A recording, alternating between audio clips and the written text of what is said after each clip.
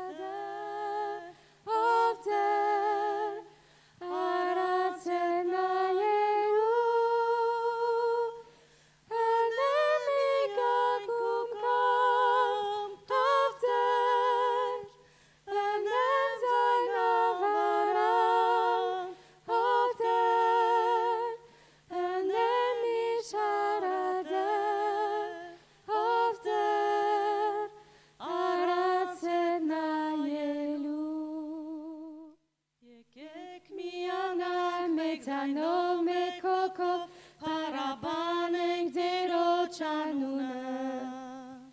An meske sire barigne gesnore aratsire gyanke vocice.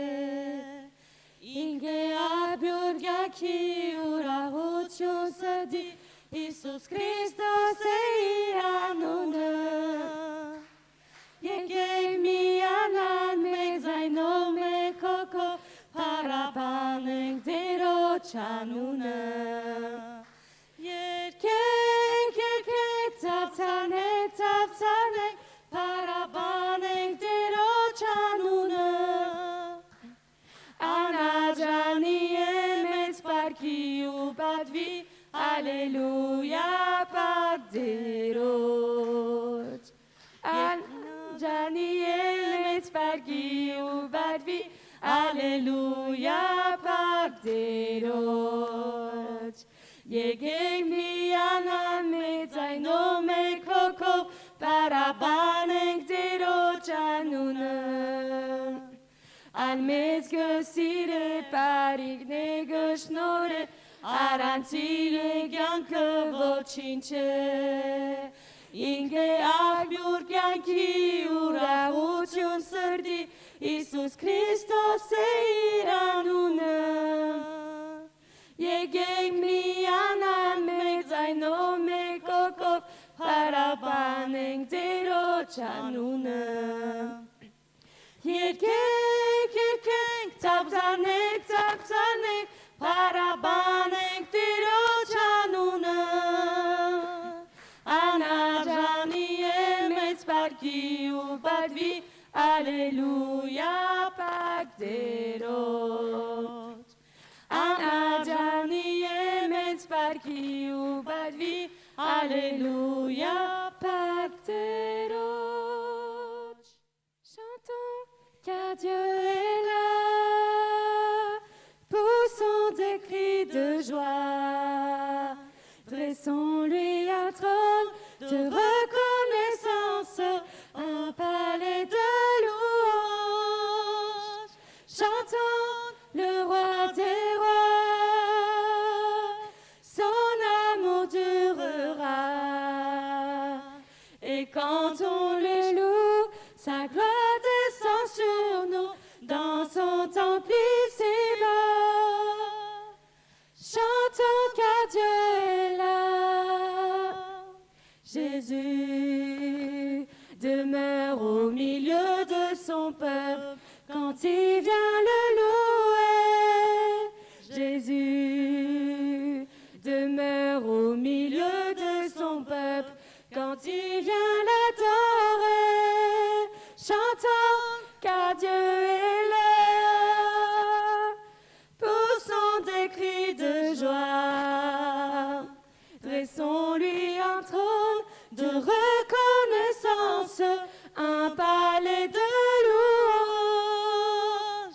Chantons le roi des rois, son amour durera, et quand on le loue, sa gloire descend sur nous, dans son temple ici-bas. Chantons car Dieu est là. Nous sommes tous assemblés pour l'adorer avec nos instruments, joyeux de ce que Dieu nous a sauvés. Faisons monter nos chants. Chantons car Dieu est là. Poussons des cris de joie. Dressons-lui un trône de reconnaissance, un palais de louange. Chantons le roi des rois. Son amour durera. Et quand on le loue, sa gloire descend sur nous, dans son temple ici-bas. Chantons car Dieu est là. On bénit le Seigneur de pouvoir justement se réunir et écouter aussi la parole de Dieu, chanter, glorifier notre Seigneur. Et je vous propose ce matin d'aller dans le Nouveau Testament, 1 Corinthiens chapitre 10, verset 13. Je vous laisse chercher 1 Corinthiens chapitre 10, verset 13.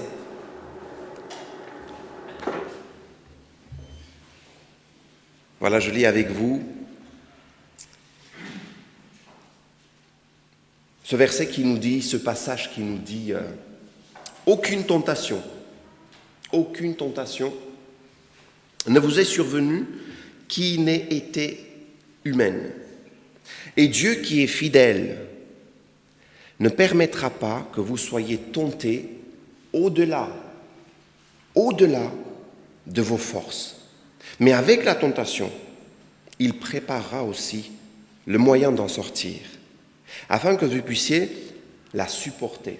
Je ne sais pas si ce matin, vous êtes dans une épreuve, ou dans la semaine, vous avez été tenté, ou peut-être vous avez des proches qui vivent dans des moments difficiles.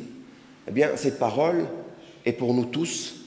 Aucune tentation, aucune épreuve, dans notre traduction, ne nous est donnée. Il ne nous arrive pas une tentation ou une épreuve qui n'est pas, je dirais, insupportable. D'accord ? Mais Dieu qui est fidèle, la parole de Dieu nous dit, il sait, il est fidèle. Il va nous donner l'issue, il va nous donner comment supporter la tentation. Le titre de mon message ce matin, c'est « Comment agir face à la tentation ?» Je ne sais pas si vous avez déjà entendu ce genre de message, mais ce matin, je ne vais pas vous donner, vous savez, les 7 points, comment triompher sur les tentations, ou les 7 clés, comment vaincre la tentation. Je vous propose tout simplement ce matin à voir à travers la parole de Dieu comment les hommes, les femmes de Dieu, les personnes, les croyants, comment ils sont sortis, comment face à la tentation, face à l'épreuve, face à des difficultés, comment ils ont réagi. Comment ils ont agi. Parce qu'on ne le veuille pas, eh bien, ça arrive à tout le monde. C'est vrai ou pas ? Ça ne pose pas de questions, ils ne demandent pas de venir ou pas. Une maladie, une épreuve, une difficulté, ça ne frappe même pas la porte, ça entre. Sans même demander, ça va entrer. Mais des fois, eh bien, on va voir à travers les réactions, eh bien, les 2 réactions qu'on peut avoir, ou bien réagir à cet instant comme, je dirais, une personne qui n'a pas pris la décision auparavant, et du coup, c'est l'instant même qui va te conduire à agir, ou bien tu agis selon la volonté de Dieu, selon la parole de Dieu. Et c'est vrai que dans un monde dans lequel nous sommes aujourd'hui, dans un monde où la société est conduite par des plaisirs charnels, humains, personnels, égoïstes, égocentristes, on peut le voir, l'homme est poussé, l'homme veut premièrement faire ce qui lui plaît. Ça me plaît. Prends ça, fais-toi plaisir, après on verra. Même des fois, on a ce genre de proposition, vous savez, achète maintenant, paye plus tard. Prends-toi plaisir maintenant, après on verra si tu vas pouvoir payer, mais on se rend compte que plus tard tu vas payer doublement, triplement, voire plus. Donc le monde aujourd'hui est dirigé et guidé par des lois ou par des comportements ou par une opinion qui est poussée par la société, par des personnes. Mais en tant qu'homme de Dieu, en tant qu'enfant de Dieu, quelle est notre réaction face à des situations ? Quelles sont les décisions que nous avons ? Quelle est notre réaction ? Comment nous agissons face à de telles situations ? Donc je vous propose de voir ces 2 axes à travers des exemples bibliques. Comment nous agissons ? Comment agir devant des tentations ? Premièrement, agir selon ses désirs. Connaissez-vous l'histoire de Saül, premier roi d'Israël ? Beaucoup le connaissent. Peuple de Dieu, à un moment donné, ils disent, regarde Dieu, les autres peuples, ils ont un roi, nous aussi on veut un roi. Dieu leur donne un roi, et puis un jour, ce roi, Saül, eh bien, pour partir à la guerre, à chaque fois, il devait attendre que le prophète vienne faire les sacrifices, louange à l'Éternel. Il se prépare, quelque part, il bénit le peuple, il bénit l'armée pour qu'ils partent faire la guerre. Et un jour, justement, on lit ça dans 1 Samuel 13, l'histoire, je vous laisse noter si vous voulez lire après, eh bien, le prophète tarde de venir. Le prophète tarde de venir, et la Bible nous dit que pendant 7 jours, le jour qu'il avait fixé, il n'est pas venu, il tardait même 7 jours. Il n'est pas venu. 1 Samuel 13, verset 8. Et parce qu'il tardait, le prophète Samuel, il tardait de venir, la Bible nous dit que Saül, il décide de faire l'holocauste, le sacrifice lui-même. C'est lui qui décide de faire. C'est-à-dire qu'à ce moment-là, il y a quelque chose qui arrive, il dit, tant pis, il n'est pas là, le peuple part, l'armée se dissipe et il faut quand même qu'on parte à la guerre. Je fais quoi? C'est moi qui fais le sacrifice. Et au moment qu'il termine le sacrifice, le prophète arrive. Et il voit ce qui se passe et il lui dit, mais qu'est-ce que tu as fait? Pourquoi tu as fait cela? Ça va avoir de graves conséquences pour sa vie. Pourquoi? Parce qu'il n'a pas attendu jusqu'au bout. Il n'a pas eu une confiance totale et jusqu'au bout en Seigneur pour dire, ok, il a dit qu'il va venir. Le prophète avait dit qu'il allait venir. Et il n'est pas attendu. Il a tout simplement pris la décision de faire lui-même. Et on va voir que quand le prophète lui posait la question, mais pourquoi tu as fait cela? Il va dire, écoute, je voyais que l'armée partait, et il fallait qu'on parte à la guerre, et je voyais que tu tardais. Il ne voulait pas perdre la face devant le peuple quelque part. Et il y avait d'autres intentions. Il y avait l'orgueil, il y avait d'autres intentions qui étaient en lui, et il n'a pas attendu jusqu'au bout. Donc, agir selon ses désirs, agir selon ses propres, en s'appuyant sur son intelligence, et il a fait cela. Et ce qui est intéressant, vous savez, c'est qu'à chaque fois, nous pouvons trouver toutes sortes de bonnes raisons pour faire, et puis après on dit, j'ai fait cela parce que, j'ai agi comme ça parce que, j'ai jugé bon, donc je l'ai fait. Peu importe si c'est dans la volonté, si je vais briser, je vais déshonorer, peu importe, je vais faire d'abord ce qui me plaît. Un autre roi que vous connaissez aussi bien, deuxième roi d'Israël, cette fois-ci c'est le roi David. On aime bien David, n'est-ce pas? Le roi David, il est tellement aimé, c'est l'homme, son cœur est selon le cœur de Dieu, il est apprécié, c'est le roi David. Mais un jour, David, alors que la parole de Dieu nous dit que c'était le moment où les rois partaient pour leur campagne quelque part, ils devaient être dans l'action, ils devaient être dans les choses qui les préoccupaient, qui devaient les préoccuper, les choses royales qui concernaient le royaume. La Bible nous dit, lui, il était resté dans son palais et il envoie les autres. Ça, on peut lire dans 2 Samuel chapitre 11 l'histoire. Et la Bible nous dit que David, il va sortir dans son palais, il va se promener, et la Bible nous dit qu'il va voir de loin une femme, Bathsheba. Il va voir une femme et il va demander, mais c'est qui cette femme? Elle est jolie, c'est qui cette femme? Mais on va lui dire, écoute, cette femme, c'est la femme de Uri. Elle est mariée. Mais il dit, faites-la venir. Peu importe, je suis le roi, faites-la venir. Ça, c'est la traduction, encore une fois, selon Saint Emmanuel. Moi, j'imagine. Et il va faire venir, et ils vont passer la nuit ensemble. Et qu'est-ce qui se passe? Il va faire entrer Bathsheba à la maison, et le lendemain, qu'est-ce qu'il va faire? Il va apprendre qu'elle est tombée enceinte. Quelques jours plus tard, il va apprendre qu'elle est tombée enceinte. La question qu'on se pose, c'est, mais est-ce que Dieu a permis cela? Mais comment est-ce possible? Oui. Il va commettre l'adultère, et quand il apprend que Bathsheba est tombée enceinte, il va faire venir le mari de Bathsheba, Uri. Et il va lui dire, écoute, tu as trop servi, tu as besoin du repos, rentre à la maison.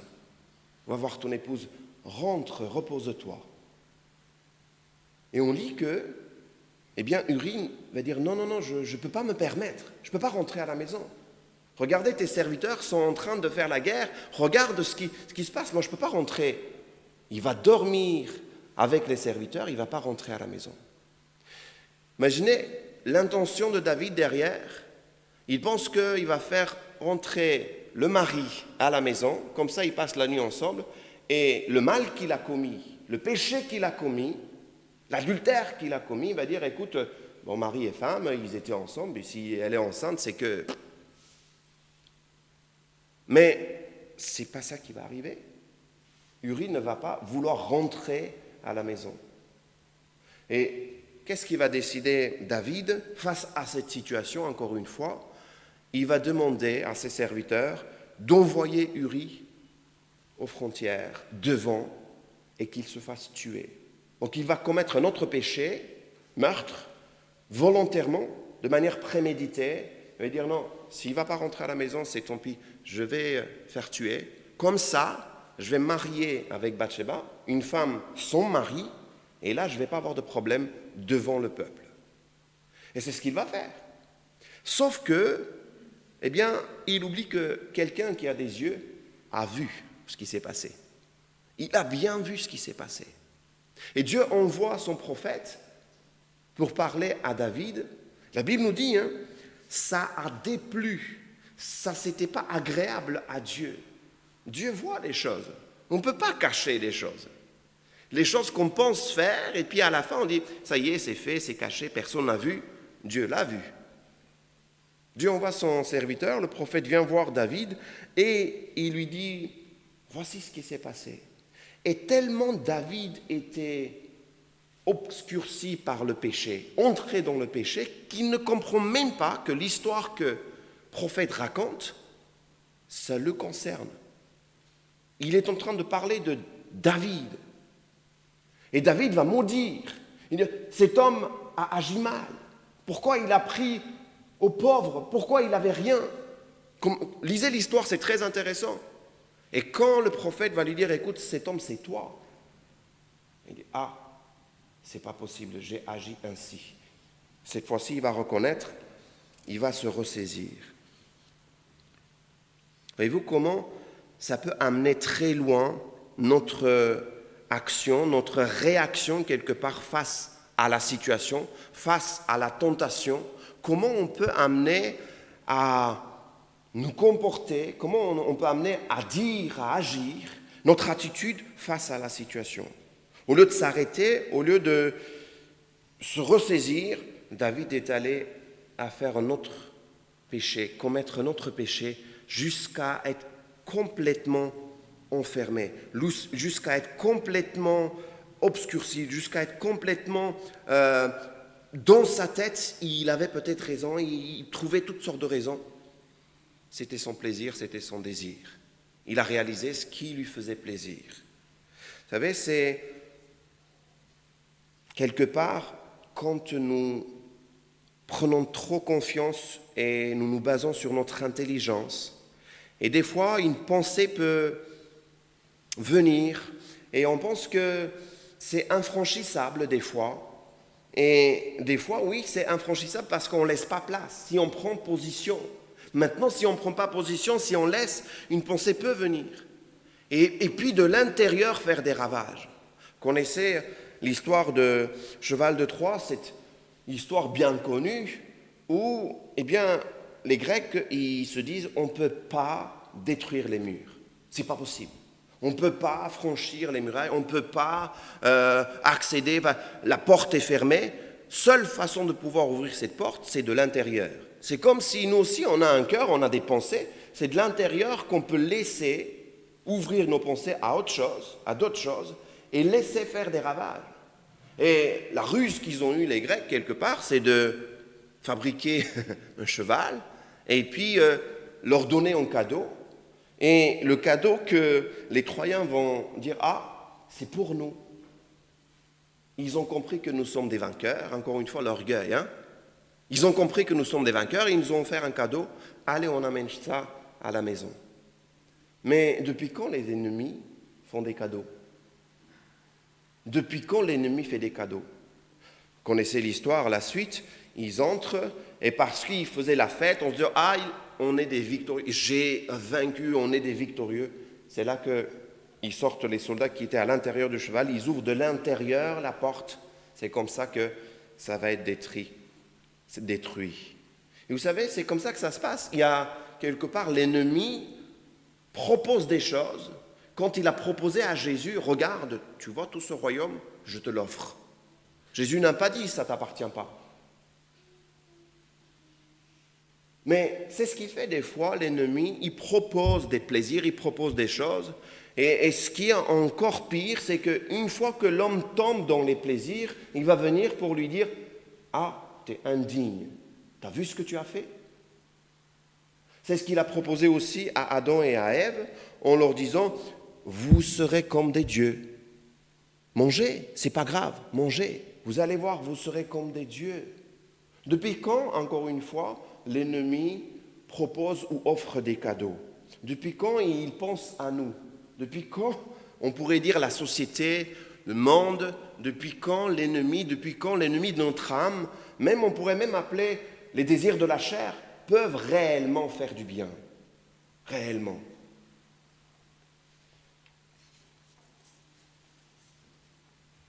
Fais-toi plaisir, et puis peu importe après, peu importe les conséquences.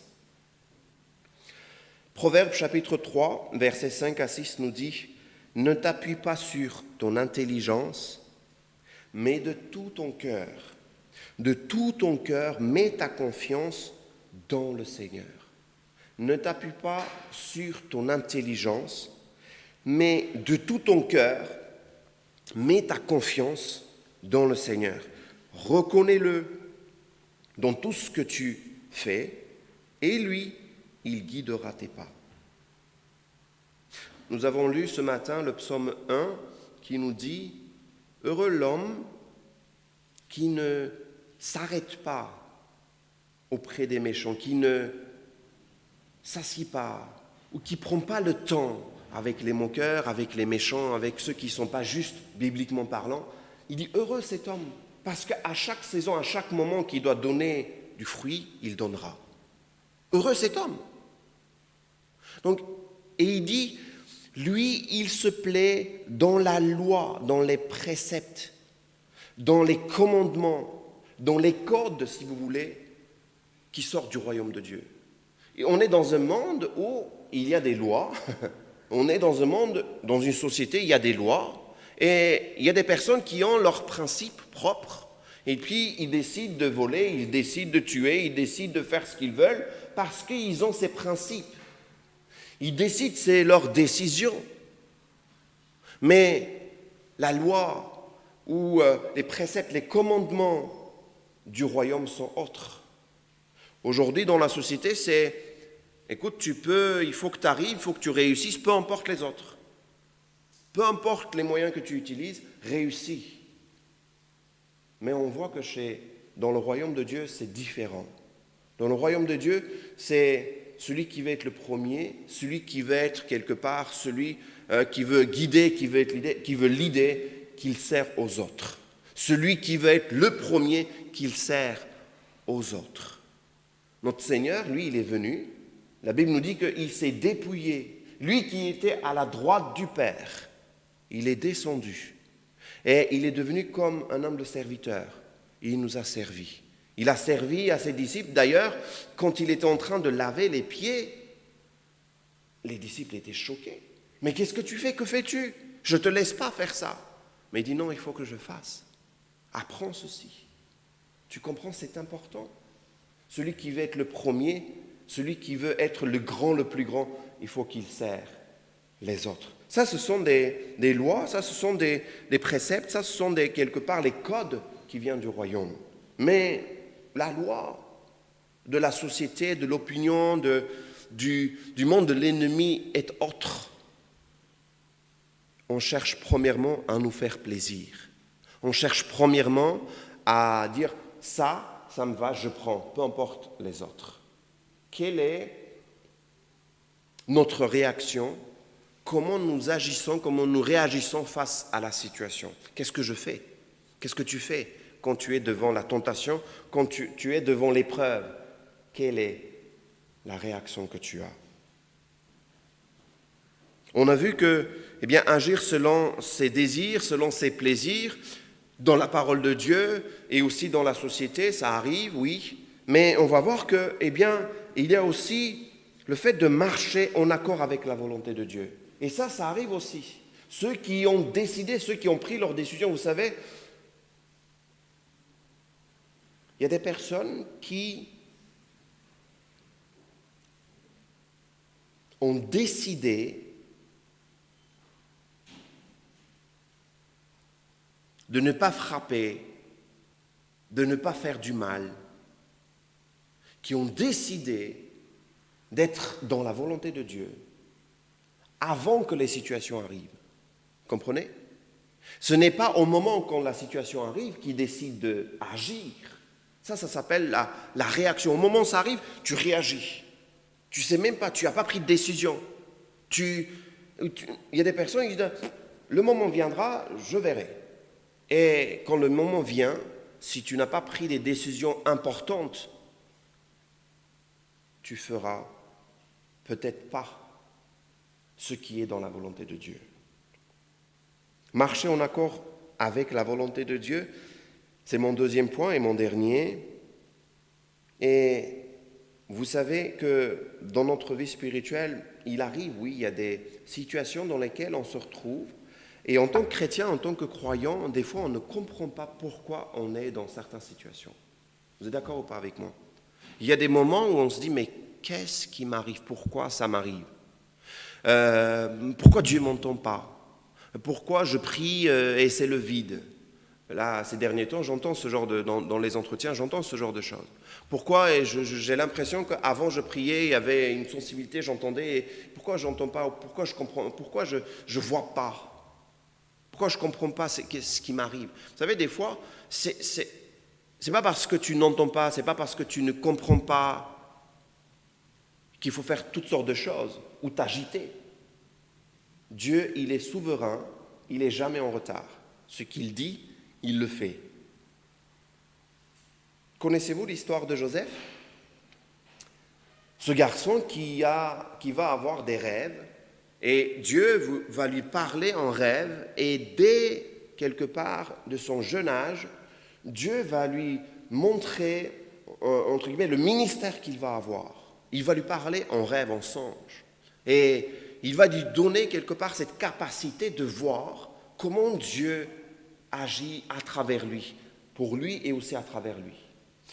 Maintenant, quand on suit l'histoire de Joseph, le garçon qui a des frères, à un moment donné, Joseph va être vendu par ses frères. Il va être vendu comme esclave, il va être chez Potiphar, puis après, à cause d'une injustice, il va se trouver dans la prison. Et quand on est Joseph, quand on est avec lui, quand on est de son point de vue, si on veut comprendre des choses, on peut se poser les questions, Seigneur, c'est ça les rêves que tu m'as donnés? C'est ça les songes, c'est ça la promesse que tu m'as faite? C'est ça que tu me parlais, c'est ça que tu voulais me dire? Je suis dans la prison et ce qui m'arrive, qu'est-ce qui m'arrive? Est-ce que c'était ça ta volonté? Mais si on poursuit jusqu'au bout, on voit que, de la prison, il va être monté jusqu'à la droite du roi. Il va être le premier ministre, il va monter. Ce que le Seigneur a dit, il a fait. Maintenant, quand on regarde un peu plus loin, vous savez, si on recule un petit peu et on regarde de loin, on peut voir que dans son histoire, ce que Dieu a dit à Joseph, que ça soit au milieu et puis à la fin, on voit que Dieu, ce qu'il a dit, il a fait. Ce qu'il a promis, il a accompli. Pourquoi? Parce qu'on s'est éloigné un petit peu. Si on se met à la position de Joseph, on dit, mais qu'est-ce qui nous arrive? Pourquoi ça nous arrive? Pourquoi ça m'arrive? Ce n'est pas ça qui était prévu. Mais quand on recule un petit peu, on voit que Dieu, ce qu'il a dit, il a accompli. Maintenant, si on peut aussi nous permettre de voir à partir de notre perspective. Non seulement Dieu a accompli les promesses qu'il a dites à Joseph, écoutez bien, Dieu a béni Joseph, ce qu'il a promis, il a accompli dans la vie de Joseph. Mais regardez bien ce que Dieu a fait. Dieu a aussi, à travers le ministère de Joseph, a aussi sauvé tout le peuple Israël. Jacob et tout le peuple Israël, Jacob qui s'appelle Israël, Dieu avait changé son prénom. Et vous savez que Joseph, ce qu'il a fait, il a nourri non seulement l'Égypte et aussi les peuples qui étaient autour, parce que Dieu lui avait donné cette sagesse et parce qu'il avait la position pour pouvoir faire ça.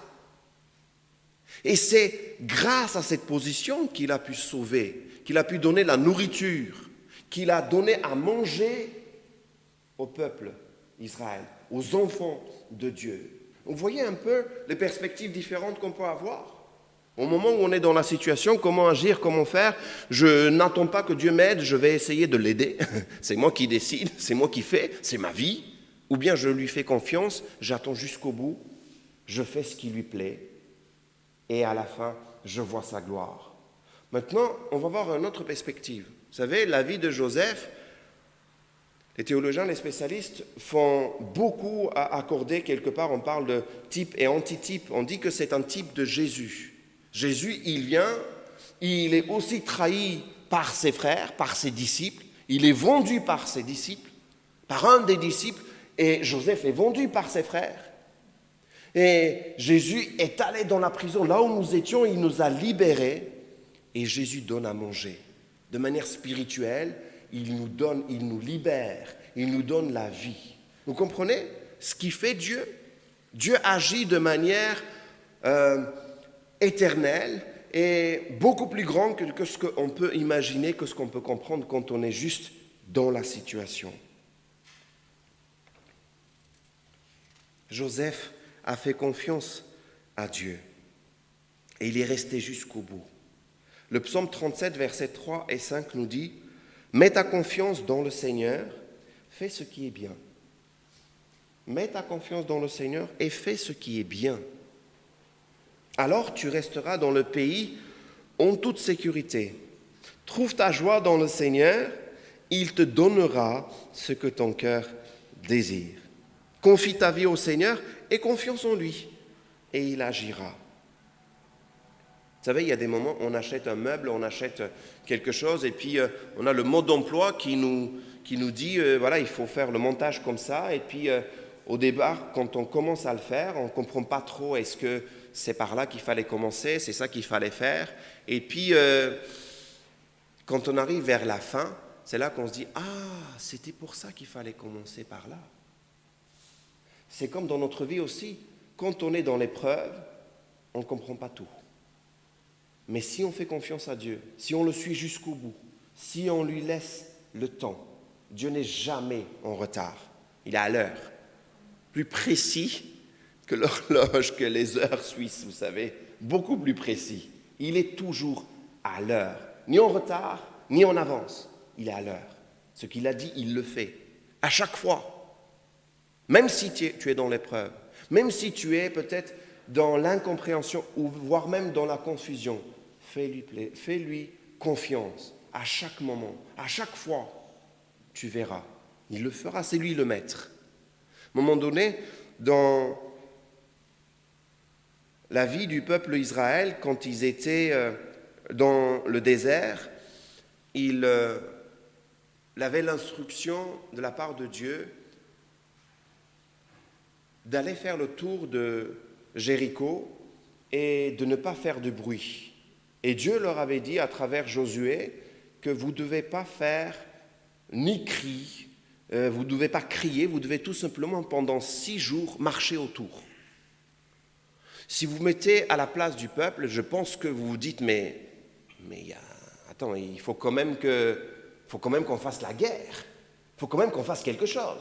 Mais Dieu leur avait dit, tournez, tout simplement, et rentrez.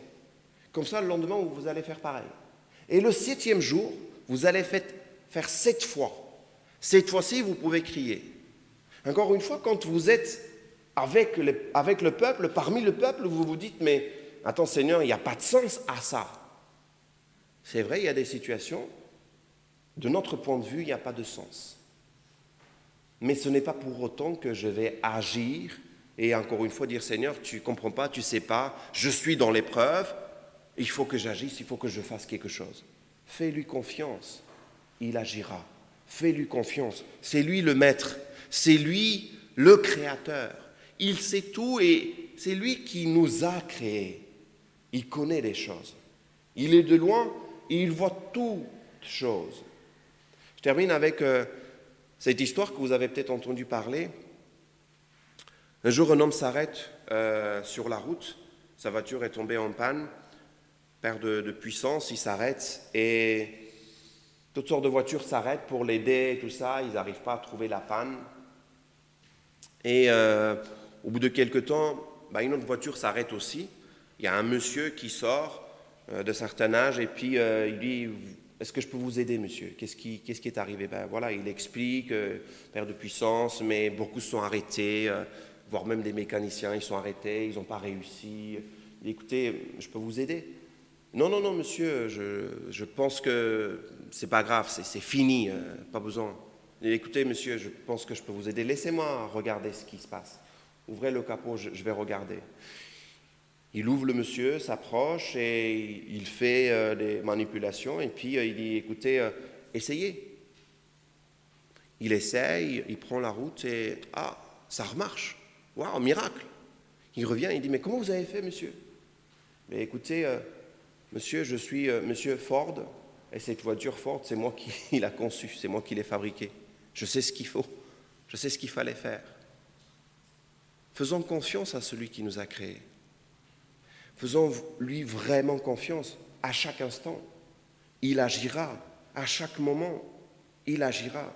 Quelle est notre réaction face à une situation? Face à la tentation et l'épreuve? Est-ce une réaction par rapport à la situation et on se laisse faire et puis c'est la chair qui prend dessus? Ou est-ce que nous avons pris la décision d'être en accord avec la volonté de Dieu? Je termine avec ces deux passages. Romains chapitre 8, verset 13 nous dit « Si vous vivez selon la chair, vous mourrez. Mais si par l'esprit vous faites mourir les actions du corps, vous vivrez. » Romains 8, 13. Galates 5, 16 nous dit « Je dis donc, marchez selon l'esprit et vous n'accomplirez pas les désirs de la chair. » Donc il y a une question de marcher par l'esprit, marcher selon la volonté de Dieu ou marcher selon les désirs de la chair ou les désirs propres, humains, terrestres. Dieu nous a donné une sagesse, Dieu nous a donné le discernement, Dieu nous a donné sa parole. Eh bien, discernons, essayons de voir où est la volonté de Dieu, comprendre où est la volonté de Dieu et faisons-lui confiance. Il sait ce qu'il fait. Et que celui qui est debout, la Bible nous dit, qu'il prenne garde.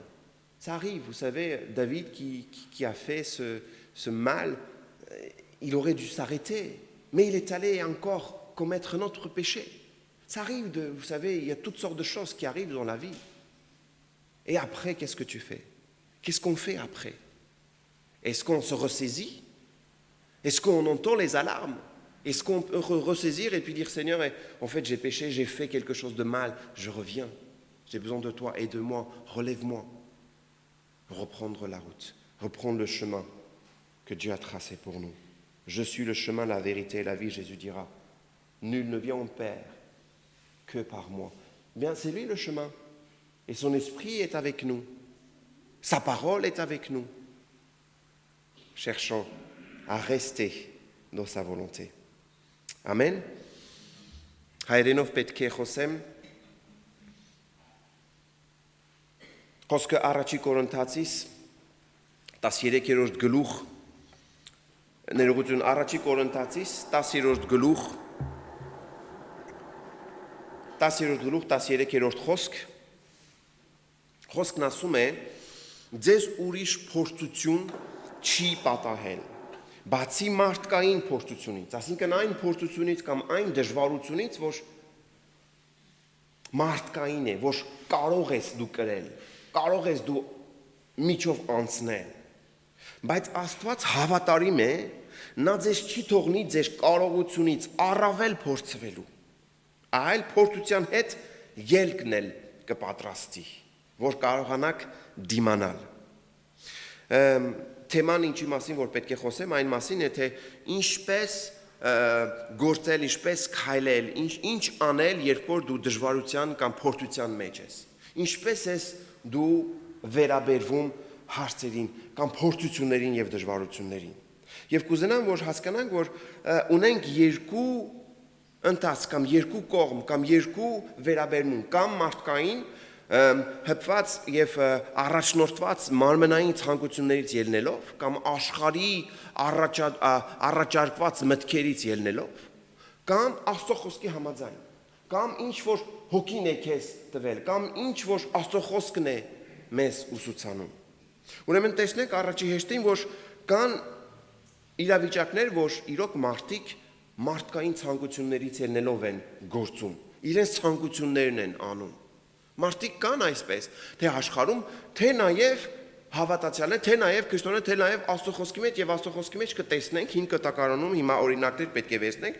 եւ հասկանանք, թե ինչպես այդ մարդիկ իրենց կամքը առաջնահերթ համարեցին, իրենց ցանկությունը առաջնահերթ համարեցին։ Գիտեք թագավոր Սավուղի մասին, ով առաջի թագավորն էր ուրեմն Իսրայելի, եւ մի օր, երբ որ պետք է իրեն գնային պատերազմի, եւ երբ որ մարգարեն ուշանում էր, մի քանի օր ուշանում էր, եւ Սավուղը որոշեց ինքը զոհաբերությունն անի, քանի որ ասեց ուշանում է եւ ժողովուրդը փախչում են եւ պետք է որ պատերազմի գնանք եւ ժամանակն է եկել, հիմա ես անեմ զոհաբերությունը։ Եվ երբ որ ինքը անում է զոհաբերությունը, գալիս է ուրեմն մարգարեն եւ իրեն ասում ինչ արեցիր, ինչու համար այդպես վերաբերվեցիր, ինչու համար արեցիր, չէ որ քեզ տրված չէր որ դու անեիր։ Եվ Սավուղը պետք է ասի, ես վախեցա կամ ես տեսա որ ժողովուրդը գնում էր իմ երեսից, ես վախեցա որ բոլորը կգնան եւ պատերազմ չեն կարողանի, դու էլ ուշացար, դա իմ պատճառով չէր, քո պատճառով էր, ինչ որտեղ Աստծո պատճառով էր։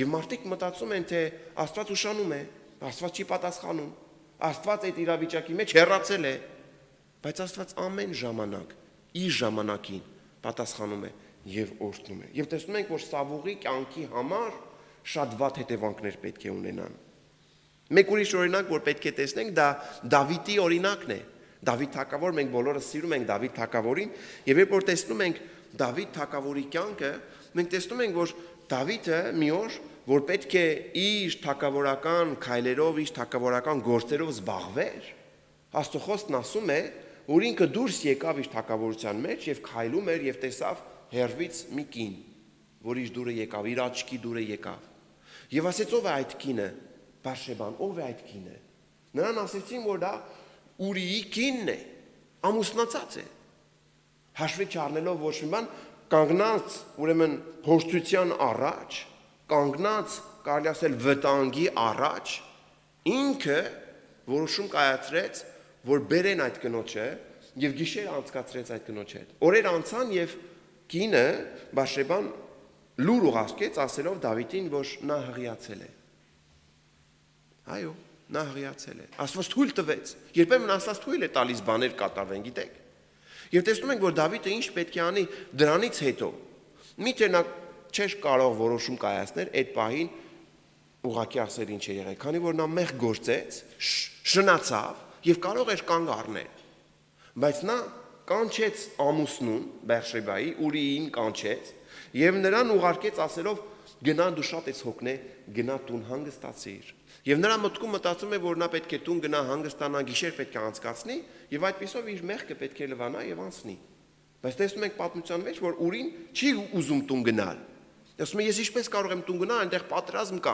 Իմ եղբայրները այնտեղ պատերազմում են, ինչպես կարող եմ տուն գնալ։ Քո ծառաները այնտեղ ծառայում են, ես չեմ գնա տուն։ Եվ Դավիթը տեսնում է, որ Ուրին չպետք է տուն գնա, նա որոշում է կայացնում, որպեսզի Ուրին ուղարկի դաշտ կռվելու եւ որպեսզի միայն նպատակը այն է, որ նա սպանվի։ Եվ նա մեկ երկրորդ մեղքը պետք է գործեր։ Եվ տեսնում ենք, որ երբ որ ինքը այդ բանն արեց, մտածեց, ահա, Բաշեբան ազատ է, նրա ամուսինը մահացած է, հիմա կարող եմ ամուսնանամ իրեն հետ, եւ ժողովուրդը ոչ մի բան չի տեսել, ամեն բան լավ է։ Բայց մոռացել էր, որ մեկը աչքեր ունի եւ տեսնում է, Աստված ամեն բան տեսել էր։ Եվ իր մարգարեին ուղարկեց եւ խոսեց Դավիթի հետ ասելով. «Ինչ որ արել ես իմ դուրը չեկավ։ Ինչ արեցիր դու»։ Եվ Դավիթն այնքան էր մեղքերով մեջ լցված, որ սկզբից չհասկացավ, որ իր մասին է խոսք գնում, երբ որ մարգարեն խոսում էր իր օրինակի մեջ։ Այդպես, երբ որ մենք ինչ-որտեղ մեղքերով ինչ-որ հեռանում ենք, Աստծո չի հասկանում, որ մենք Աստծո գործի մեջ չենք, Աստծո կամքի մեջ չենք, եւ մեր կամքն ենք կատարում, եւ մեր ցանկություններն են կատարում։ Չհաշվի չառնելով, որ Աստծո կամքը նույնիսկ եթե դժվար է, նույնիսկ եթե այդ պահին դժվար է կատարել, բայց քանի որ ես մնում եմ Աստծո կամքի մեջ, ուշ թե շուտ պետք է օրհնվեմ։ Եվ նրան Դավիթը մարգարեն ուրեմն պետք է հիշեցնի, որ դու չպետք է այդպես քայլեիր։ Առակաց 3 գլուխ 5-ից 6 խոսքերը մեզ ասում է. «Քո ամբողջ սրտով ապավինիր Տիրոջը եւ քո ըմբռնողությանը մի ապավինիր։ Քո բոլոր ճանապարհներին ճանաչիր նրան եւ նա կուղի քո ճանապարհները»։ Գիտեք, մտքեր կան, որ ինչ որտեղ թույլ ենք տալիս եւ երբ որ մտնում են, տեղ են գրավում սրտի մեջ, ծիլ են տալիս, ծառ են դառնում եւ հետո շատ վատ հետևանքներ են ունենում։ Շատ վատ հետևանքներ, քանի որ թույլ ենք տվել։ Դրա հետ, դրա հակառակը մենք պետք է Աստծո խոսքը հիշելով, մենք պետք է ճիշտ դիրք վերցնելով Աստծո խոսքի համաձայն քայլենք։ Երկրորդ կետը այն է, որ քայլեմ Աստծո խոսքի համաձայն, Սուրբ Հոգով առաջնորդված, քայլեմ Աստծո խոսքի համաձայն։ Գիտեք, իրավիճակներ կան, որ երբ որ փորձության մեջ ենք, դժվարության մեջ ենք, մենք չենք հասկանում ինչ է մեզ հետ կատարվում։ Եվ երբեմն ասում ենք, Աստված իրականապես ինձ այս բանն էր խոստացել, ինձ այս բանն էր ասել։ Եվ երբ որ Հովսեփի կյանքն ենք տեսնում, երբ որ Հովսեփը Աստծո կողմից երազներ է ստացել, Աստծո կողմից օրհնություններ, Աստծո կողմից խոստմունքներ է ստացել, նա ուղղակի ուրախությունից իր եղբայրներին էր պատմում, իր հորը, իր մորն էր պատմում, եւ երբ որ տեսնում ենք Հովսեփին իր ընթացքի կյանքի մեջ, կարող ենք տեսնել, որ Հովսեփը պետք է հորը գծվի, փոսը գծվի իր եղբայրների կողմից, հետո պետք է վաճառվի որպես ստրուկ։ Եվ եթե մենք դնենք Հովսեփի տեղը, նա պետք է նույնիսկ բանտ նստի, մենք կարող ենք տեսնել, որ Հովսեփը կարող էր ասել. «Տեր, միթե դա էր երազները, որ ինձ խոսք էի տվել։ Այս պետք է ինձ լիներ, սա էր ինձ ասել, այսպիսի խոստմունք էր ինձ տվել, ուր են երազանքները, ուր են այն մեծ բարձր դիրքը, որ ինձ տվել էր, եւ մյուսները պետք է ծնկաչոք լինեն իմ արջ, որտեղ այդ երազանքները, որ ինձ տվել էր»։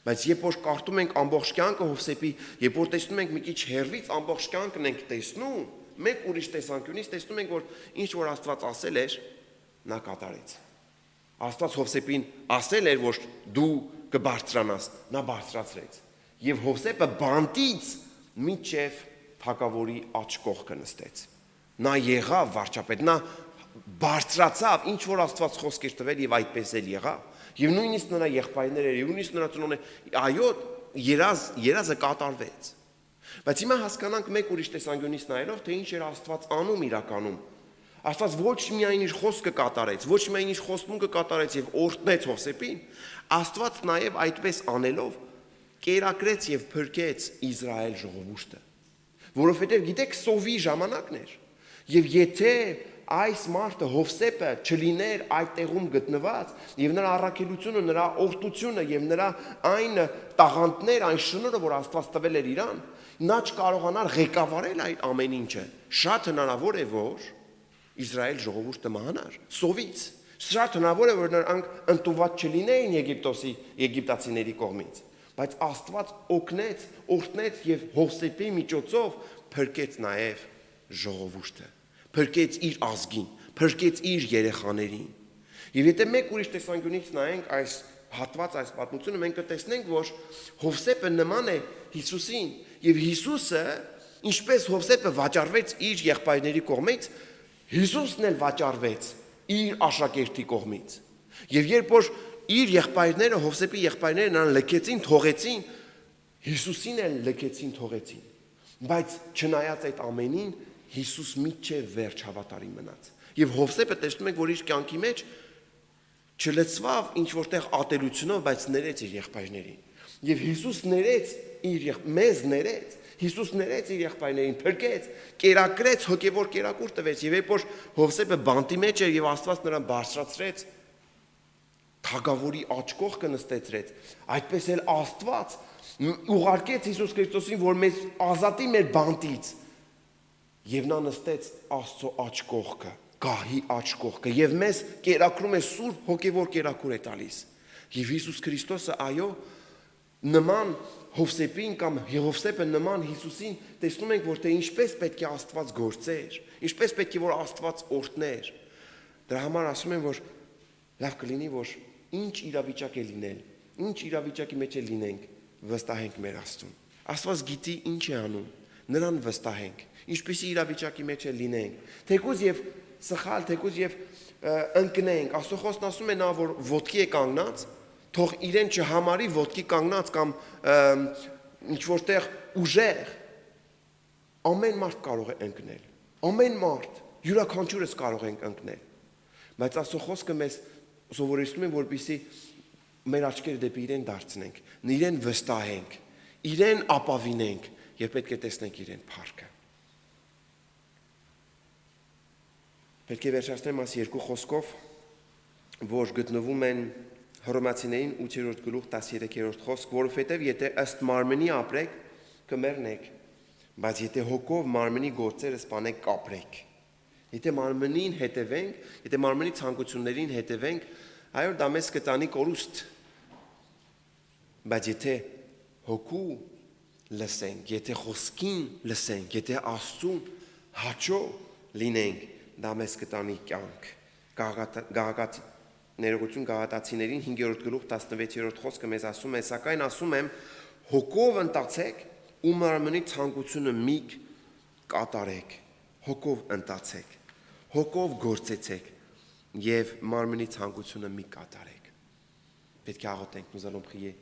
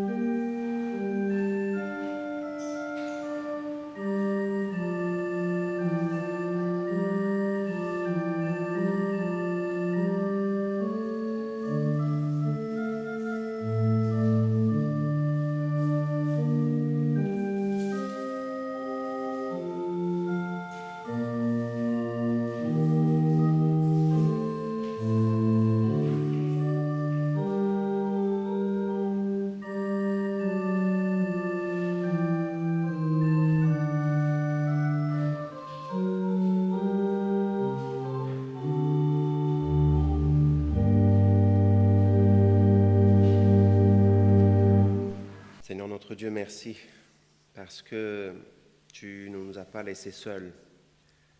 Ton esprit est en nous et ta parole, tu nous as donné aussi ta parole. Merci aussi pour l'Église, pour les frères et sœurs. Seigneur, cette famille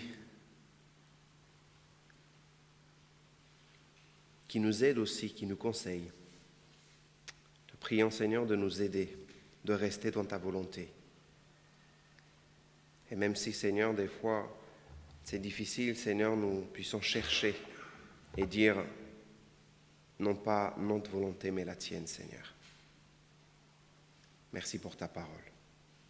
Տեր Աստված ամենակարող, շնորհակալություն։ Գոհանում ենք, որովհետև դու մեզ քո խոսքն ես տվել։ Քո Սուրբ Հոգին մեր մեջ է եւ քո եկեղեցին ընտանիք, որ մեզ շրջապատում է, Տեր, մեզ խորհուրդներ է տալիս եւ մենք ուզում ենք, որ քո խոսքը կատարենք, ուզում ենք քո կամքի մեջ լինենք, կխնդրեմ Տեր Աստված ամենակարող մեզ օգնես թեկուս դժվար պահերին, դժվար ժամերին քեզ ապավինենք, քեզ վստահենք եւ քո փառքը տեսնենք։ Հիսուսի անունից ամեն։ Nous allons nous mettre debout, ոտքի կանգնենք։ Nous allons terminer par la prière de notre Père. Notre Père qui es aux cieux, que ton nom soit sanctifié, que ton règne vienne, que ta volonté soit faite sur la terre comme au ciel. Donne-nous aujourd'hui notre pain quotidien. Pardonne-nous nos offenses, comme nous aussi nous pardonnons à ceux qui nous ont offensés.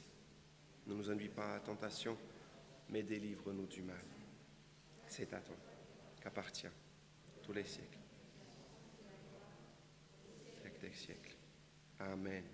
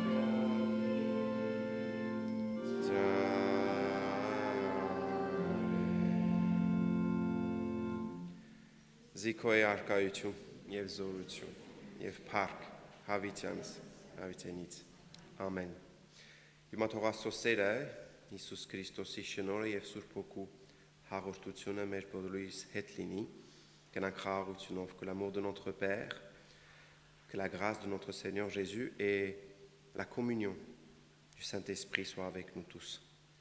Allez dans la paix, au nom de Jésus. Amen. Que le Seigneur vous bénisse.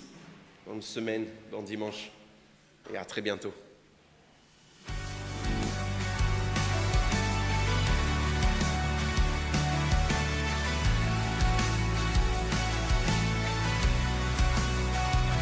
Quand mon âme est accablée dans la bataille, je dirai ta grâce me suffit, ta grâce me suffit. Lorsque je suis éprouvé, je ne suis pas délaissé.